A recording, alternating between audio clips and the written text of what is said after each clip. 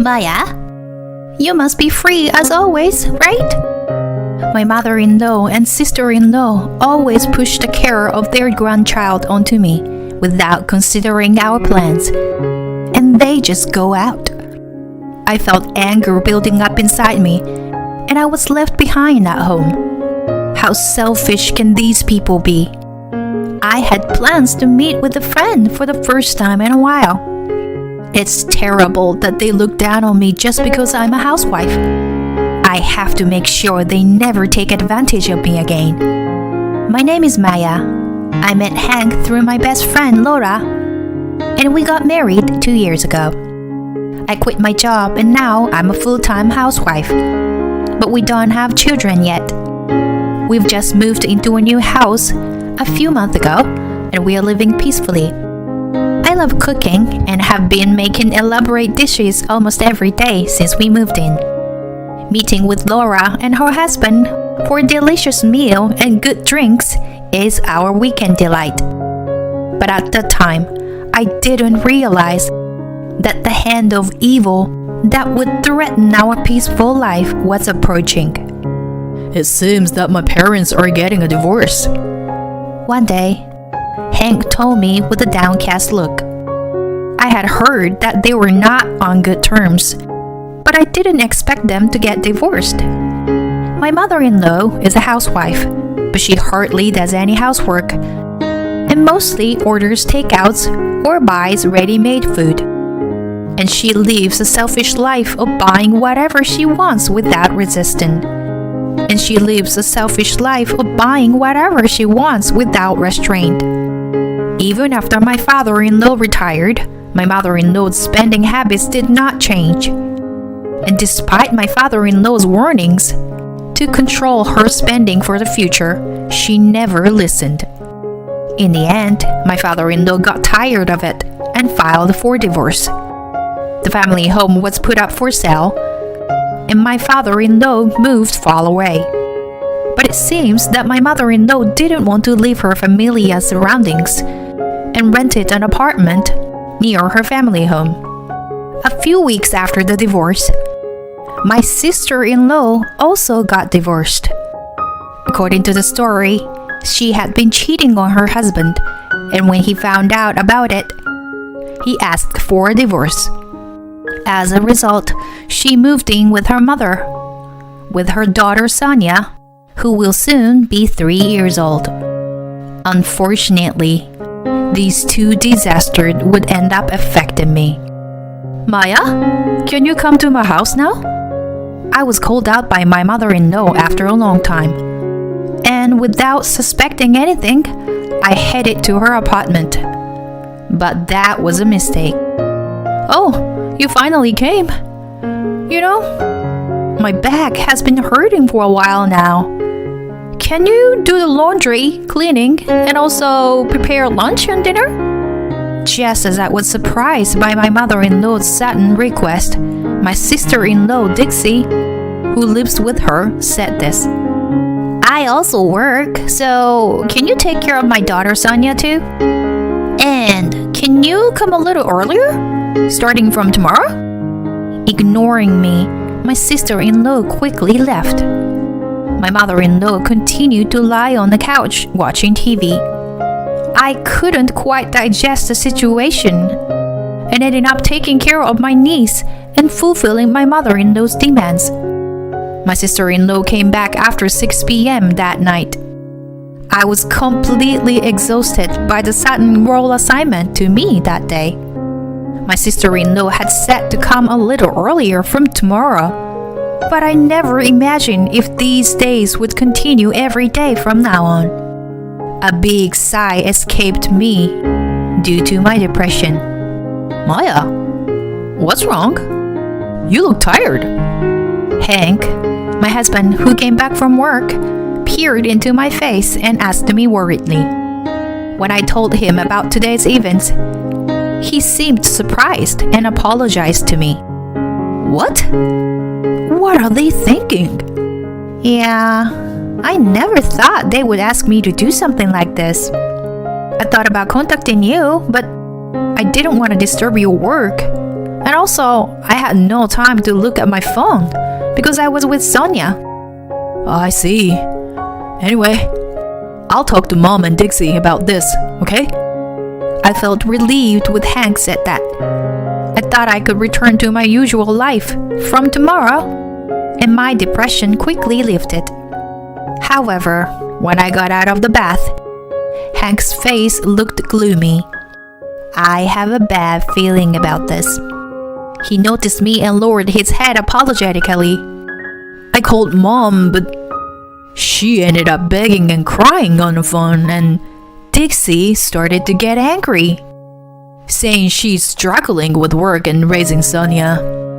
I could guess where this was going. Hank continued.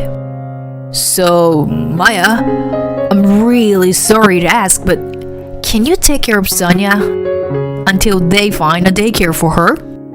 I could see the fatigue on Hank's face.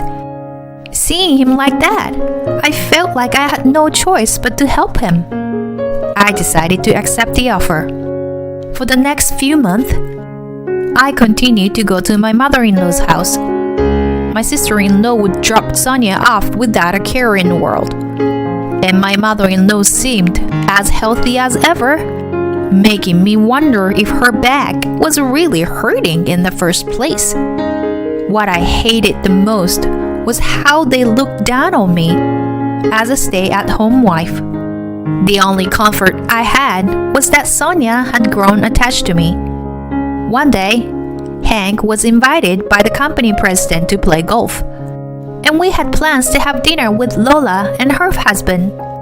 I was excited to buy ingredients to cook a nice meal for the weekend with good friends. When I returned home, to my surprise, my mother-in-law, sister-in-law, and Sonia were waiting at the entrance. Hey, Maya. Where have you been? You kept us waiting for so long.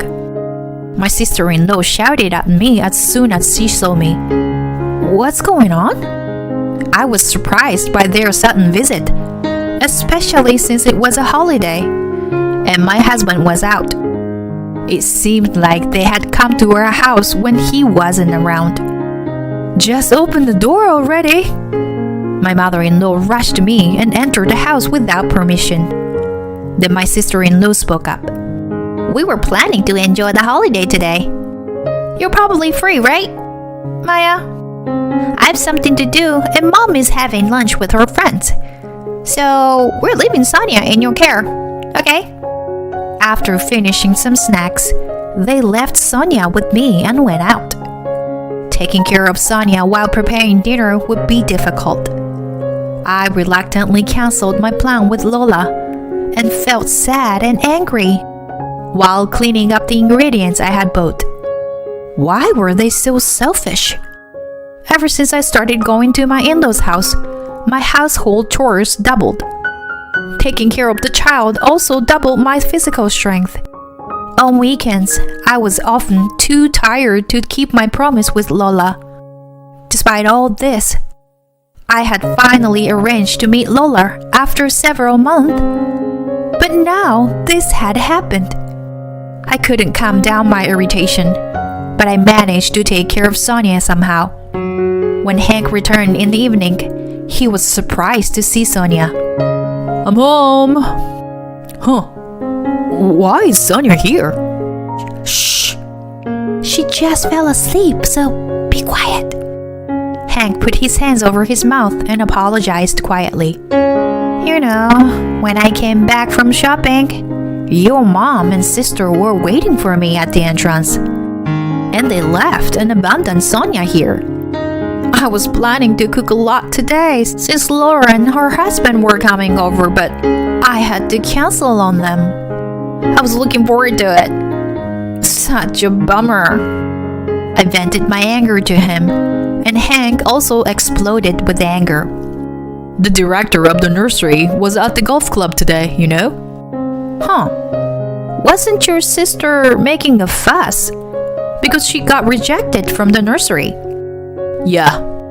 But the nursery is now admitting children, and they haven't rejected anyone in the past few months.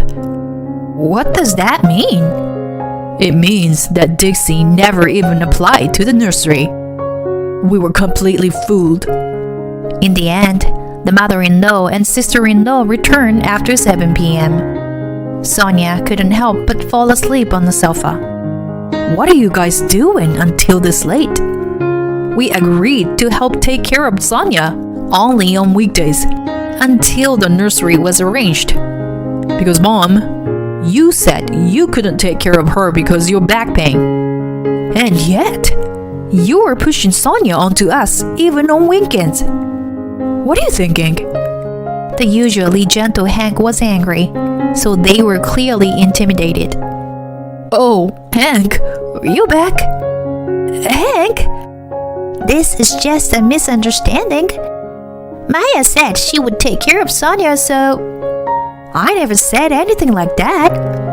I shouted out without hesitation, and Hank continued. Dixie, fill out this application right here and now. The documents Hank took out were for the entrance procedures of the nursery. It seemed like my sister-in-law finally realized that everything was exposed in his angry gaze. She snapped and started to get angry, her face turning bright red. Maya doesn't have anything else to do, so it's fine for her to take care of her niece. It's not fair that she lives comfortably in a house as a full-time housewife.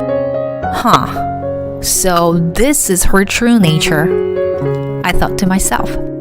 My sister-in-law trembled, either because she was embarrassed that our wrongdoing was exposed, or because she was too jealous of me. Hank was about to get angry again with her response. If you were going to be that irresponsible, then I would cut ties with you.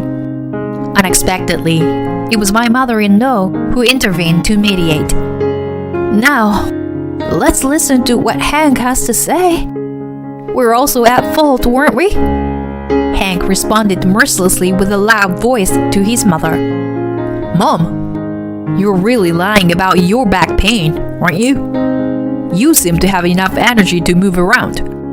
So why don't you work a little? My mother-in-law scolded, shrugged her shoulders, and next to her, my sister-in-law, who had given up, began writing the documents that Hank had given her. Here, I filled it out. Happy?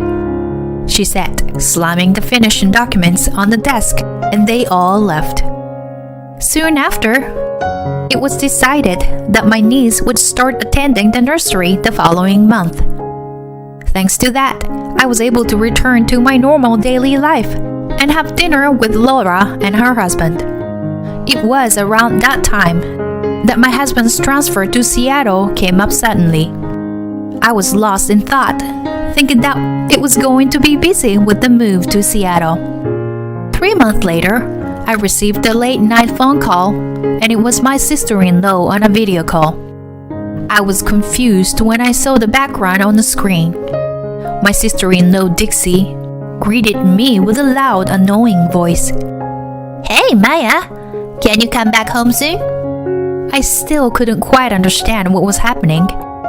And then, there was a loud crash on the other end of the line. Oops, sorry about that. Looks like Sonia broke a vase in the living room. But since it was your precious niece, you'll forgive her, won't you? And she held up the broken vase to show it to the screen. Wait, are you guys really in that house right now? Yeah, it's been a while since we last visited. I mean, how did you get into the house? Well, I borrowed the key and made a spare last time I was here. I couldn't believe that they had gone to such length.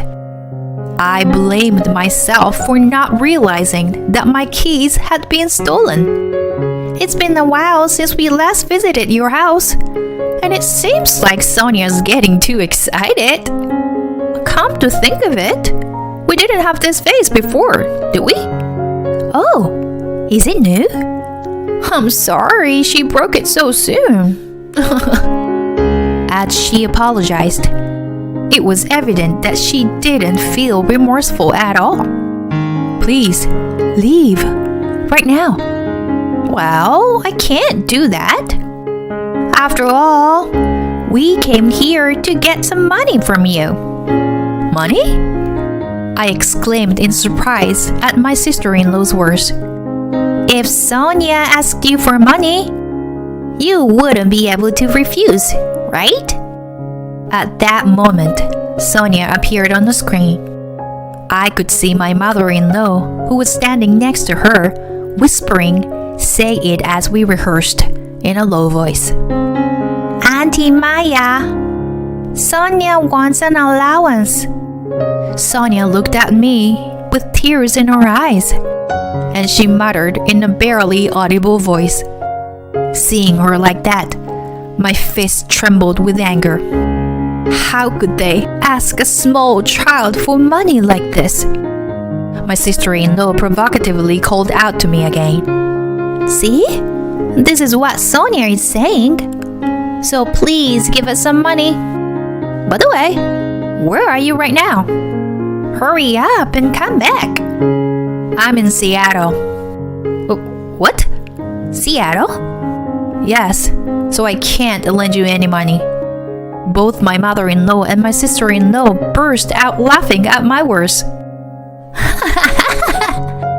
What a joke! That's not funny at all. If you don't want to give us money, how about giving us some of these Louis Vuitton bags you have stored in your closet? As she said that, my sister-in-law showed me the closet. I shouted out immediately, "No! Absolutely do not touch them! Those aren't my stuff!" However, my advice fell on deaf ears as they continued to search for brand-name goods one after another. And if it wasn't yours, then whose was it? You think I'd be fooled by such a lie? No, it's all mine. Huh? Who are you? Standing there was Lola. The truth is, my husband and I had moved to Seattle as planned due to his transfer. We kept it a secret from my in-laws to avoid any complications. During our relocation, Laura's family agreed to live in that house, but the key exchange didn't happen due to the sudden move. I asked Hank to contact Lola and told her to call the police right away. After talking to my husband, Lola told my mother-in-law and sister-in-law the following. "The police will be here soon. We will sue you for illegal entry and property damage." Their faces turned pale instantly. "Maya, what does this mean? You're lying about the police, right?" "No, not lying. I warned you not to touch it because it's not mine." My mother-in-law opened her eyes wide and started blaming my sister-in-law instead. "It's all your fault, Dixie. I never intended for this to happen." Hey, Mom! You were the one to come up with the idea of asking for money. I never thought of that myself. It's all your fault. As an ugly argument began, Hank took my phone from me. "Enough already. Shame on you both. You shamelessly make a young child beg for money. How could you do something so despicable? I'm cutting ties with you. Got it?" "Wait, Hank, hold on a sec." As my mother-in-law pleaded for mercy, he ignored her and handed me the phone. Then Sonia spoke up, trembling. Auntie Maya, I'm sorry. I don't need allowance. So please don't hate me." Her tearful confession left me with a heavy heart. I could never forgive them for causing such distress to an innocent child. "Sonia, we won't hate you. You don't have to worry about that." I spoke in a gentle voice to comfort her. "What you did is not forgivable. We have no intention of helping you in any way. As Hank said, we'll be cutting ties with you. Goodbye." Afterward, the police arrived and arrested the two of them.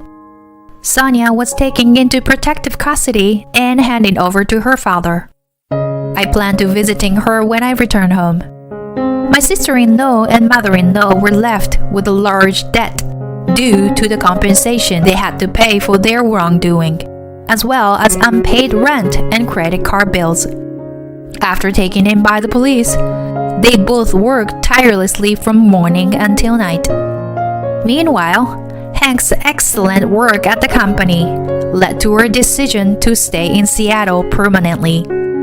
I pursued my passion for cooking and opened a small restaurant. Lola and her husband plan to visit us during the grand opening. I'm looking forward to a new life and reuniting with my best friends.